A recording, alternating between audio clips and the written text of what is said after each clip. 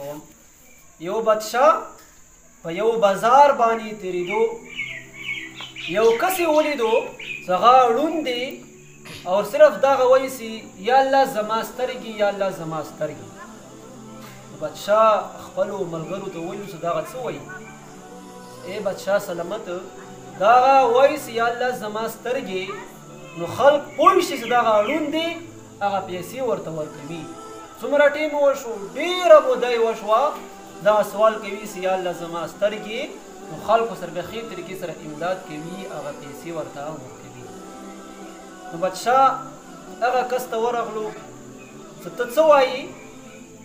دغه هغه ړوند ورته ویلو چې دغه الفاظ دغه اوازونه کوم چې تا ته کوم رسېدلي دي چې یا الله زما سترګې. هغه بادشاه ورته ویلو چې اوس به تا خپل حاجت پوره شوی نه دی چې تا سترګې هغه جوړې شوي وي چې نه. نو بادشاه ورته غوسه شو چې زه څو مودې پاس رڅم، که چېرې تا سترګې ټیک شوي نه وي سرمن درنه وباسم، انتهایي تکلیف در کوم. دې سره ویره هم پیدا شوه.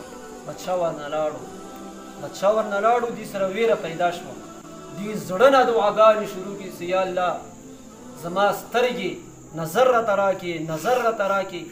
څو مې د پاس هغه کس ته ورځي نو ټیک ټاک دی، هغه سترګو نظر یې ښه شوی دی، الله جل جلاله ورکړی دی.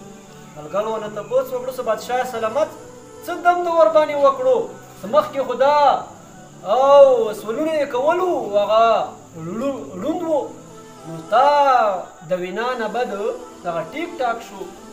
اصل کې دې دعاګانې وختي خو دې په خولې باندې دعاګانې وختي، دې زړه نه دعا نه کړې وه. ما ورته دمکۍ ویر کړه، نو په هغه دمکۍ سره هغه دې زړه نه دعاګانې شروع کړي.